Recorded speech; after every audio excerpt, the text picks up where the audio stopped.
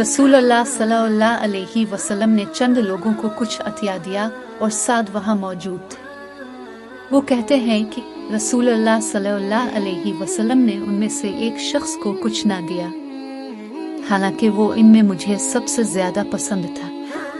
میں نے کہا، یا رسول اللہ صلی اللہ علیہ وآلہ وسلم، اپنے فا کو کچھ نہ دیا حالانکہ میں اسے مومن گمان کرتا ہوں۔